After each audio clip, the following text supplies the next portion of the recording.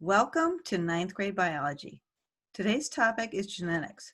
More specifically, I'm going to talk to you about how our traits are inherited by following certain predictable rules.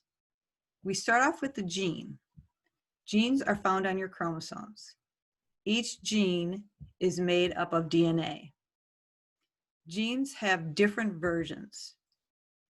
These different versions are called alleles. You will inherit one allele from your dad and one allele from your mom. And they will produce different traits. Let me explain. I know it's going to be a little confusing.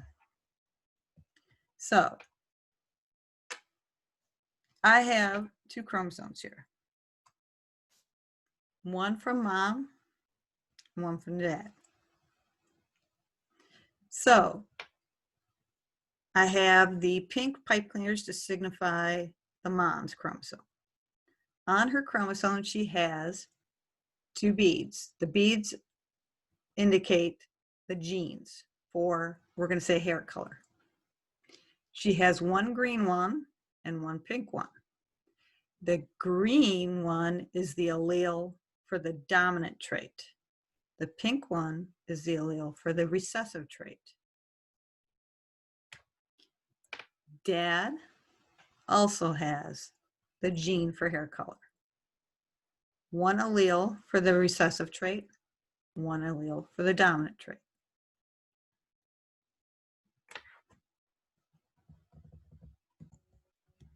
So what happens is when your parents form their sex cells, the chromosome splits and you've got two different chromosomes with one allele of a gene on each one.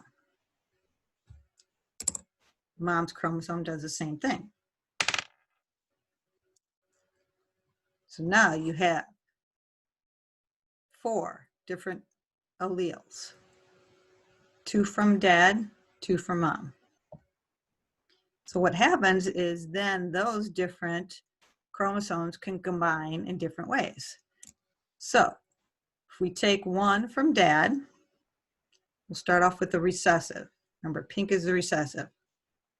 That one can combine with one from mom.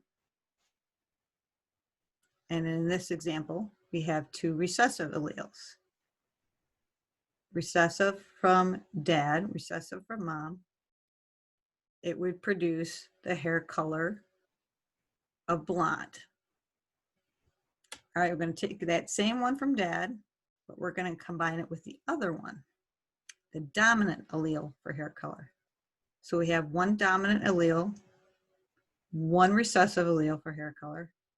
The dominant overshadows the recessive. We have a dominant hair color, brown. Then we will take the other allele from dad, which is the dominant, and we'll combine that with the dominant allele. 2 dominant alleles, we're going to get brown hair color. This same dominant one from dad can combine with the recessive. One dominant, one recessive, you get brown hair color.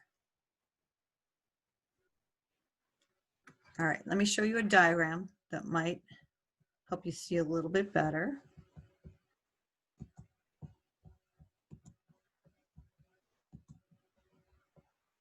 All right, so this is an example of a resulting chromosome.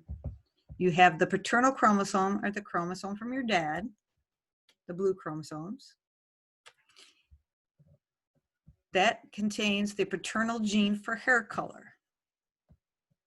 You also get a maternal chromosome, the pink ones in our case, from your mom, which also has a maternal gene for hair color. So these are two different genes or 2 different alleles for hair color. And it produces your one body chromosome, your body cell chromosome.